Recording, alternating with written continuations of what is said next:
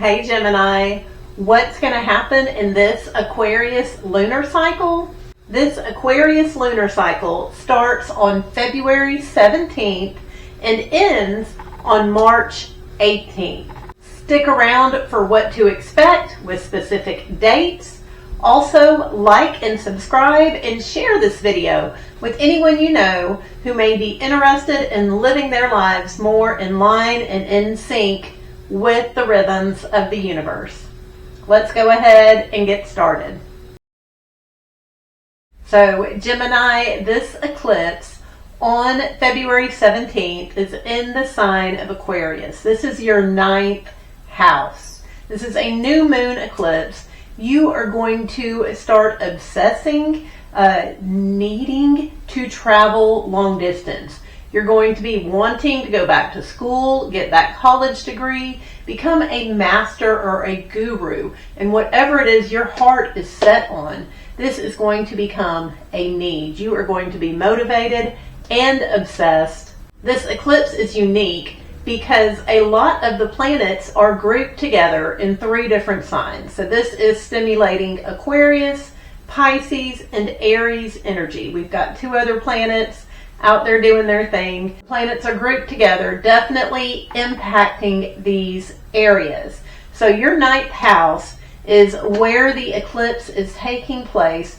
This is foreign lands, this is long distance travel, higher learning, higher education, higher spirituality. This is learning about things that are not easily learned about and going places that cannot be seen. Mars and Pluto are there, so there may be some power struggle with potential foreigners or gurus or people in charge of these areas of higher learning and long distance travel.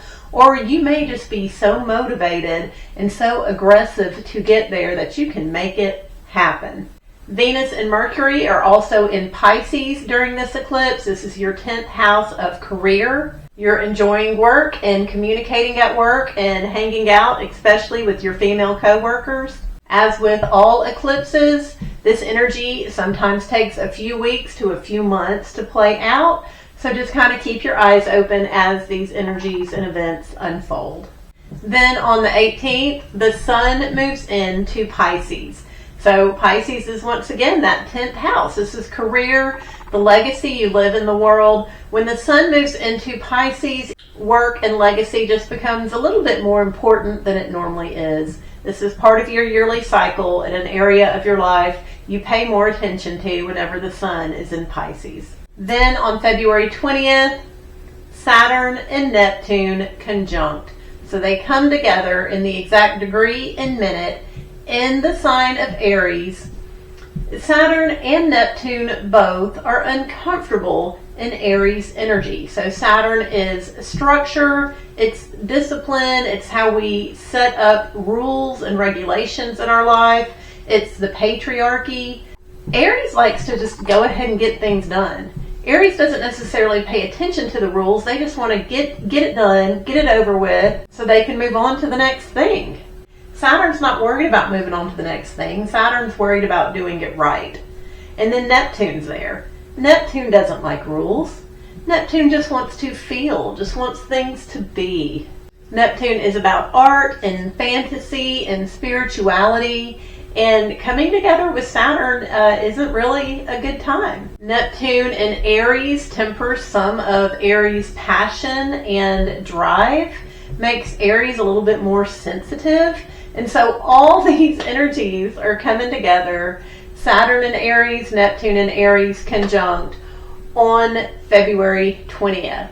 So we will be feeling these energies build up about a week beforehand, and they'll still be playing out about a week afterwards. But the 20th is when they come exact.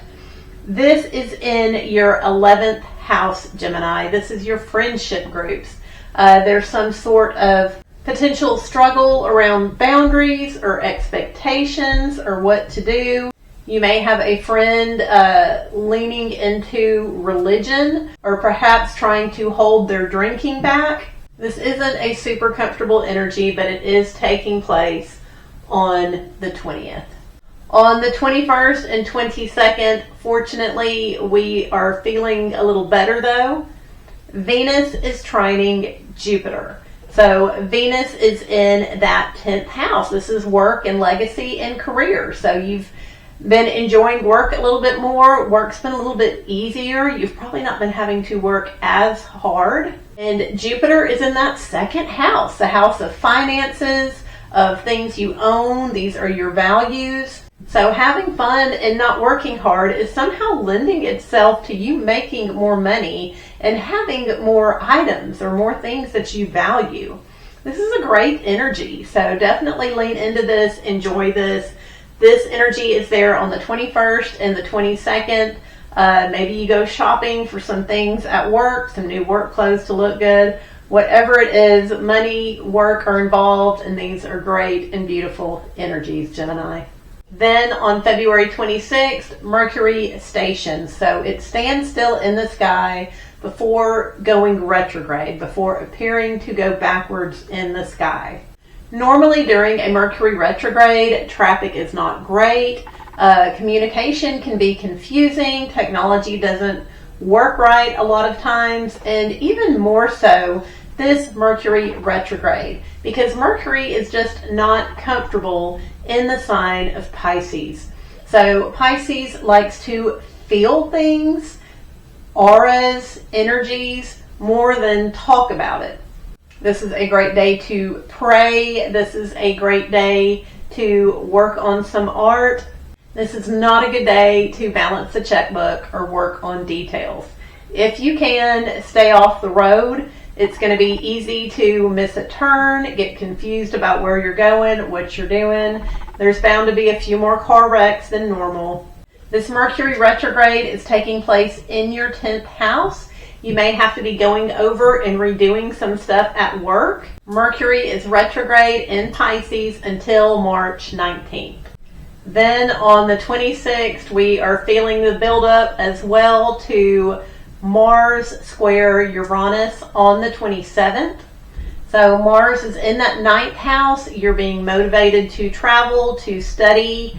This may be people from foreign lands or teachers and gurus being aggressive with you. Whatever this aggression is, it triggers you. It causes a bout of anxiety. So Uranus has been going through that 12th house, the subconscious house. You've had flashes of psychic insight here and there. You've had anxiety, paranoia, and this aggressive moment, this motivated moment to travel or study or to be fussed at by professors is triggering either a psychic insight, an anxiety moment, something. And you'll be feeling that on the 26th. It comes to a head on the 27th. Fortunately, on the 28th, Mercury and Venus come together. So these are sweet words. This may be apologies for whatever happened the day before. This is nice thoughts. This is music, poetry. This is a fast-moving energy, but it is an enjoyable one, and that is on the 28th. Then on March 2nd, Mars moves into Pisces. So all that drive and ambition around studying and travel moves into your 10th house of career and legacy. So there may be some competitions going on at work, a little bit of aggression there. You are definitely going to feel motivated to be at the office to accomplish things. This may result in long nights, long days at the office. Mars is going to be in Pisces until April 8th. Then on March 3rd, we have the full moon eclipse in Virgo. So this is taking place at 12 degrees, 54 minutes. Any planets you have around that degree point are definitely going to be feeling this. This full moon eclipse is finishing something up. This eclipse is taking place in your 4th house, home, family, upbringing. If there's been a construction project in the home, it'll be coming to an end. It'll be finished up. If there has been a feud or a home on the market for sale, this is the culmination of those energies. The feud will end. The home will sell. Like with all eclipses, this energy can sometimes take a few weeks to a few months to play out, but it will. The eclipse is exact on March 3rd. Then on March 4th, Venus in that 10th house of career and legacy sextiles Uranus.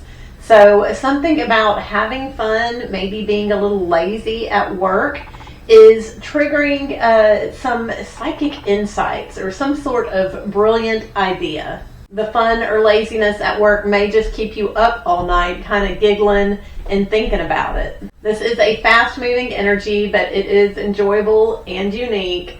That is on March 4th.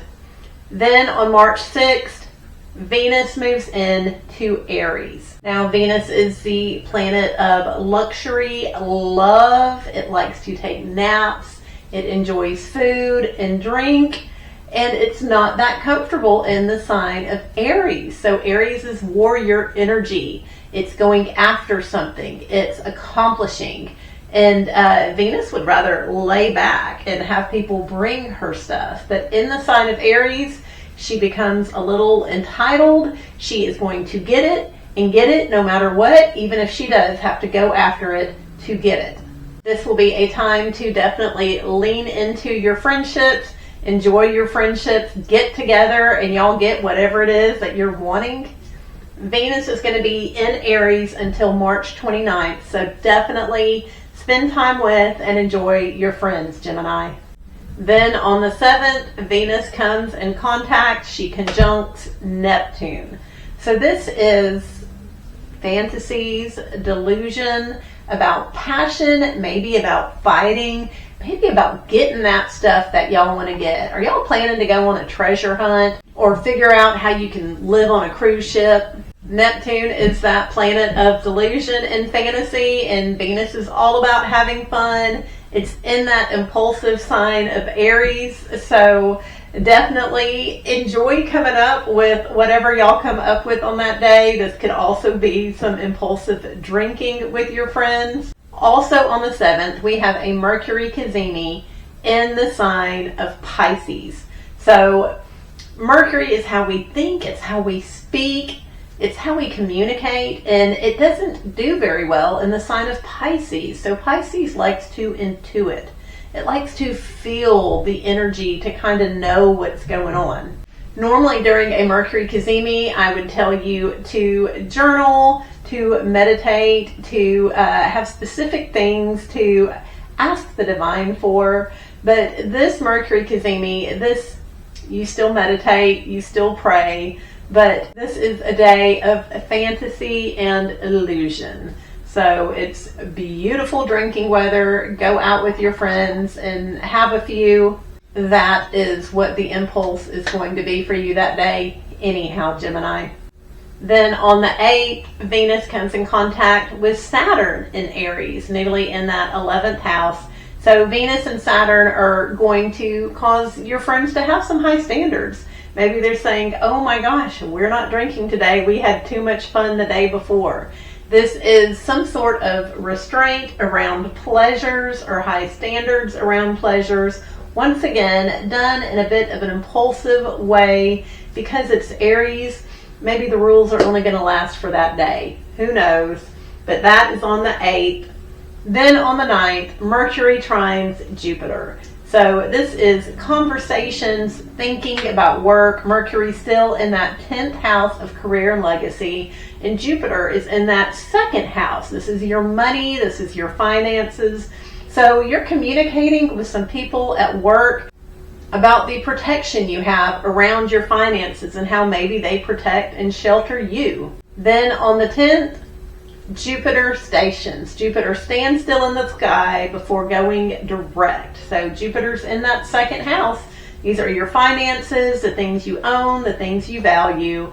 You may be gifted something on the 10th, or this could be an extra payment coming through, or someone gives you a discount as you're out and about in the world.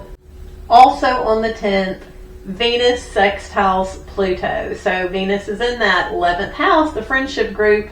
You've been hanging out and having fun with your friends, and there is some sort of connection to that 9th house, that long distance travel, the higher learning. Maybe your friends are saying, hey, remember that trip you were going to go on?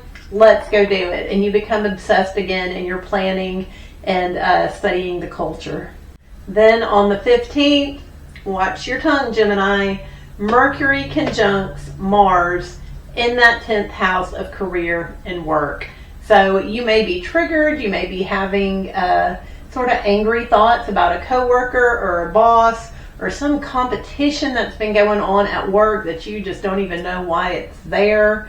It's easy to be triggered and to say some things that you don't really mean on the 15th. So just be aware of your words, try not to be impulsive, and know that energy is there.